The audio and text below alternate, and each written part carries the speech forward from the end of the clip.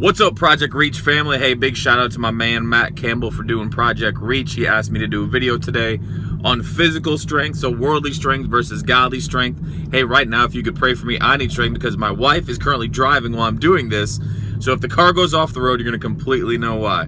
Hey, so when I think of physical strength, the first thing that comes to my mind is these big guys who have all this muscle and who are in the gym lifting all this weight. Now, prior a couple of years ago in my life, I used to be that dude, be that meathead in the gym lifting all that weight. You know, I remember how much weight, 600-700 pounds I could lift. And in my mind, I thought, man, I am so strong. Physically, I'm so strong. And that carried over to me in different aspects of my life because I thought being that strong physically meant that I could be that strong mentally, meant that I could be that strong emotionally, meant that I could be that strong spiritually.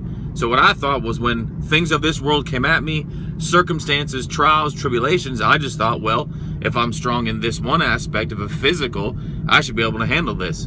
So what I started to realize that when problems came, I tried to carry that weight. I tried to carry those burdens.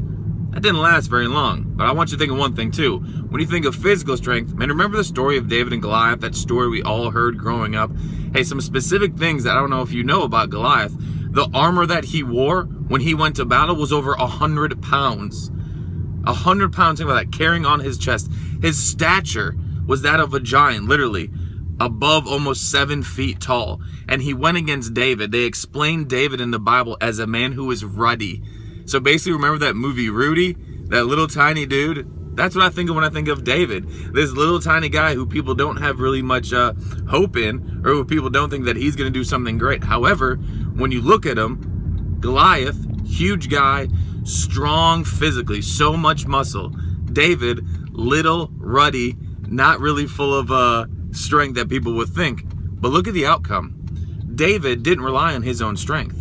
David relied on the strength that the Lord placed inside of him to overcome the obstacle in front of him, which was Goliath. Goliath solely recognized his strength and solely relied on his strength to get him through every single battle. Now, outside looking in, I see Goliath and I think this big stature, very intimidating. But on the inside, Goliath was scared. Goliath had relied on his own strength for so long that it had brought him down. He was so prideful to think that he could do it that God brought him to his knees through a ruddy young man who no one thought could bring him to his knees. So the challenge for you this week is look into different parts of your life. Are you on cruise control, relying on your physical strength or relying on your own strength to get you through trials and tribulations? Or are you actually looking at David? Are you actually enabling the strength that God has given you to get through any trial or tribulation? Because what I've recognized at the end of the day, when it comes down to my own strength, I fall under the pressure. When it comes to God's strength, He lifts me up and walks me through it.